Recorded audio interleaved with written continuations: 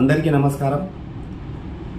నేను కదిరి నియోజకవర్గ YSRCP social media convener Khan మహబూబ్ని మాట్లాడుతున్నాను. ఈ నెల 13వ తేదీ ఎలక్షన్లు ఉన్నాయి.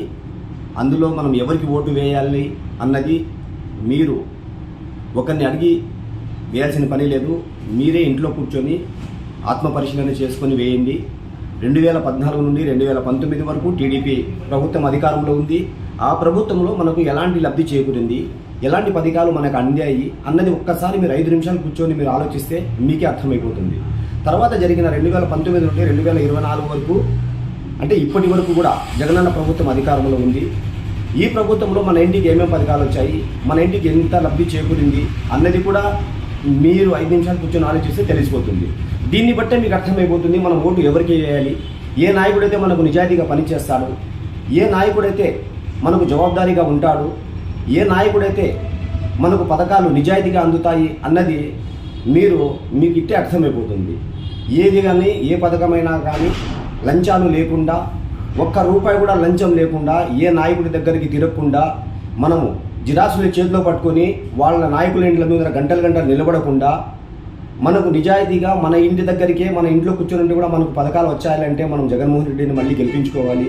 కాబట్టి ఈ నెల 13న జరిగే ఎలక్షన్లలో మీరు ఫ్యాన్ గుర్తుకు ఓటు వేయించి మన ఎమ్మెల్యే అభ్యర్థి గారిని, అలాగే ఎంపీ అభ్యర్థి గారిని, వైఎస్ఆర్సీపీ ఎమ్మెల్యే అభ్యర్థి మగ్గులన్న గారిని, ఎంపీ అభ్యర్థి బోయ శాంతమ్మ గారిని అత్యధిక మెజార్టీతో గెలిపించుకొని మళ్ళీ మన జగనన్నని సీఎంని చేసుకుంటే మళ్ళీ మనం 5 ఏళ్ళు మన పథకాలు, మనకి ఏవైతే పథకాలు జగనన్న ఇచ్చాడో ఆ పథకాలన్నీ మళ్ళీ మన ఇంటికే చేరుతాయి.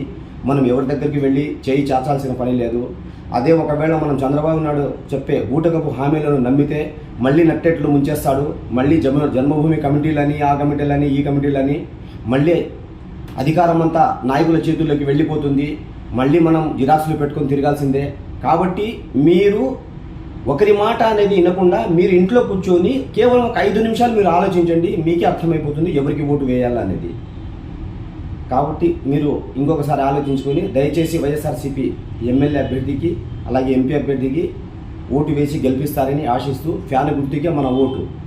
ఫ్యాన్ని గెలిపించుకుని జగనన్నని గెలిపించుకుందాం, మళ్ళీ సీఎంని చేసుకుందాం. జై జగన్.